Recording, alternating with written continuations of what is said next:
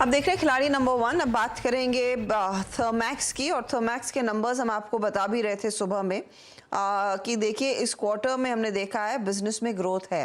मुनाफा आपके सामने 97% की ग्रोथ दिखा रहा है। रेवेन्यू 13% बढ़ा, एबिटा 6.5% बढ़कर आया। मार्जिन्स हालांकि करीब 30 बेसिस पॉइंट थोड़े से कॉन्ट्रैक्ट हुए हैं। तो ये जो प्रॉफिटेबिलिटी में सर्ज है और आगे का आउटलुक जो है वो क्या बन रहा है, इस सब पर बातचीत करने के लिए हमारे साथ कंपनी के एमडी और सीईओ आशीष भंडारी है। Mister Bhandari, good morning, congratulations. एक बहुत स्ट्रॉन्ग क्वार्टर, कोई एडिशनल आइटम तो नहीं है ना प्रॉफिट में? 97% की growth is quite fantastic. Actually Indeed है एक वन टाइम आइटम। पहली बात, गुड मॉर्निंग आपको भी, आपके सारे दर्शकों को भी।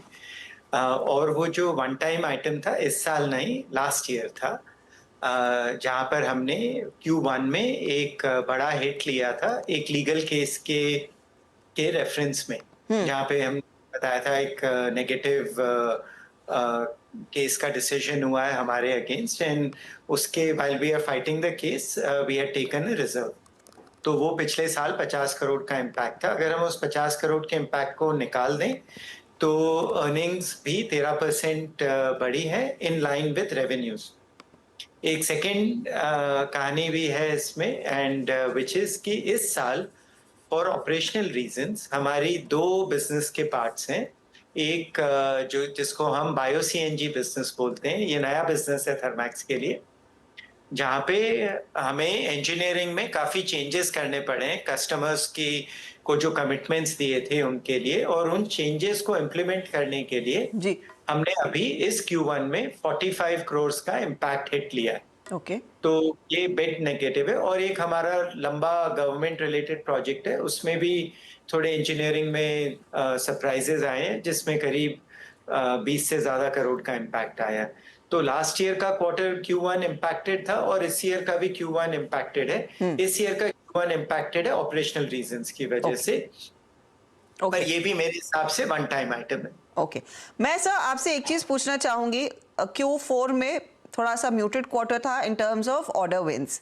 ऑर्डर विंस Q1 में कैसे हैं? क्योंकि आपने मार्केट को आश्वस्त किया था कि H1 FY25 का बेहतर रहेगा, सो आई एम अज्यूमिंग वो ऑर्डर फ्लोज की कुछ विजिबिलिटी थी।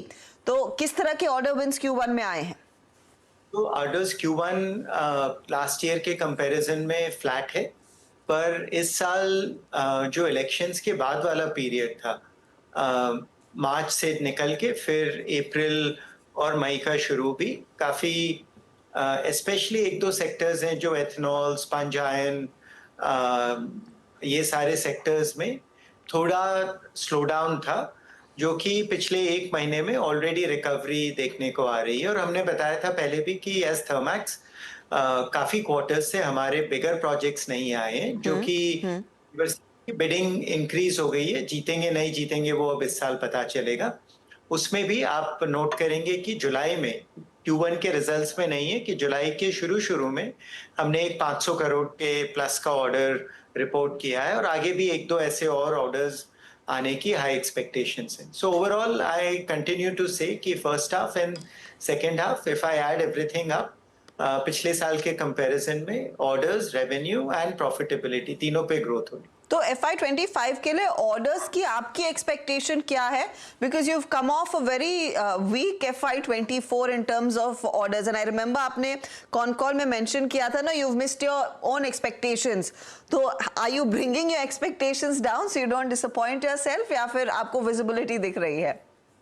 नो, आई थिंक हमारे एक्सपेक्टेशंस अभी भी हाई है। लास्ट ईयर भी वी ग्रू, बट नॉट जितना हमने इंटरनली एक्सपेक्ट किया था उतना नहीं है। पिछले साल प्रैक्टिकली जो हमने 2,500 प्लस करोड़ Q1 में किया था, बाकी पूरे साल में we were not able to reach that number. We were stuck around that 2,500 crore number. इस साल हमने स्टार्ट 2,500 करोड़ से किया है, बट आई एम कॉन्फिडेंट कि Q2 एंड Q3 तो for sure we will breach that number by a reasonable amount. उसके बाद बाकी जो बड़े प्रोजेक्ट्स हैं उनमें विन रेट्स वगैरह क्या रहेंगी वो बताना मुश्किल है, इसलिए we have never given order के एक्सपेक्टेशंस। आप दो तीन चीजें देख सकते हैं जो हमारे नंबर्स में दिख रही हैं। इज जैसे केमिकल्स बिजनेस जो कि वी हैड कमिटेड कि काफी टाइम से it will start showing growth. Q1 में it has start showing growth. जो इंडस्ट्रियल प्रोडक्ट्स वाला बिजनेस है where we had talked about double digit growth, Q1 में we could not do double digit growth, but that's where I said एक दो sectors में slow down था। It will get back on track Q2 and beyond. Green Solutions will continue again on its steady and good growth. The issue is industrial infra, जहाँ पे कि बड़े projects आते हैं, जहाँ पे मैं commit नहीं कर सकता कि ये हम 100% जीतेंगे, नहीं जीतेंगे। खाली बता सकता हूँ कि pipeline जिस पे हम bid कर रहे हैं, वो healthy है।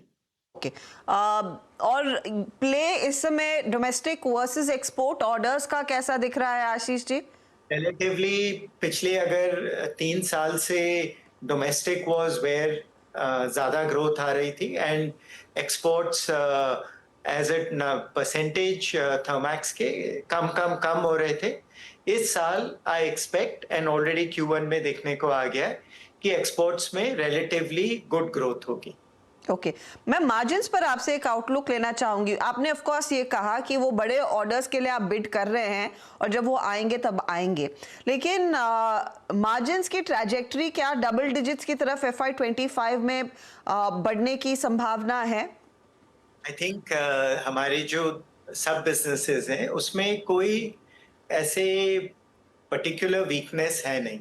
गुड इंडस्ट्रियल प्रोडक्ट्स, केमिकल सब में प्रॉफिटेबिलिटी डिसेंट है। बट जो इस Q1 में जैसे हमारे सरप्राइजेस हुए, they were not expected and if I don't get, अगर आगे भी कोई ऐसे बड़ा negative surprise, the trend of continued profitability improvement वो रहेगा। एक खाली मैं बताना चाहूंगा कि आगे वाला जो पीरियड है वो पीरियड थर्मैक्स के लिए बहुत जरूरी है कि हम इन्वेस्ट भी करें। जो एनर्जी ट्रांजिशन का टाइम है, बहुत नए सेगमेंट्स आएंगे, इंक्लूडिंग ये जो बायो CNG वाला सेगमेंट है, नया सेगमेंट है। यहाँ पे हमने काफी लॉसेस लिए हैं, बट मेरे हिसाब से ये लॉसेस जरूरी हैं एस्टैब्लिश करने में इस मार्केट को और हमारी कैपेबिलिटी को। तो हाइड्रोजन एक और स्पेस है। काफी ऐसे नए नए सेक्टर्स हैं जहाँ पे थर्मैक्स को एंटर करना पड़ेगा, क्योंकि ये फ्यूचर के सेगमेंट्स है और इन सबको लेने के लिए अगर कुछ R&D में investments, short term losses, whatever we need to take, अगर वो कभी लेने भी पड़े तो बिजनेस के लिए जरूरी है। जो ट्रेंड है ट्रेजेक्टरी का, वो आई थिंक पॉजिटिव है। ये 10% का नंबर हिट करना या उसको क्रॉस करना एग्रीगेट बेसिस में, that is less of a importance for me. मेरे हिसाब से continuous improvement is what Thermax should be looking for. बहुत बहुत शुक्रिया हमारे लिए समय निकाल कर अपनी डिटेल्स में बताने के लिए कि क्या FY25 में उम्मीद की जा सकती है, and good luck to you and the entire team. Thank you आपको भी and thank you very much. Good day. नमस्ते। ये एक आउट परफॉर्मर है। पिछले 12 महीनों में आपने स्टॉक के रिटर्न देख लिए थे, डबल डिजिट की ग्रोथ देखने को मिली है। Q1 में ऑफ कोर्स एक दो एबरेशन जरूर रहे हैं, लेकिन मैनेजमेंट कॉन्फिडेंट है बाकी FY25 के लिए, और order visibility compare to Q4 बेहतर होती दिखाई जरूर दे रही है। चलिए लेंगे एक छोटा सा ब्रेक के बाद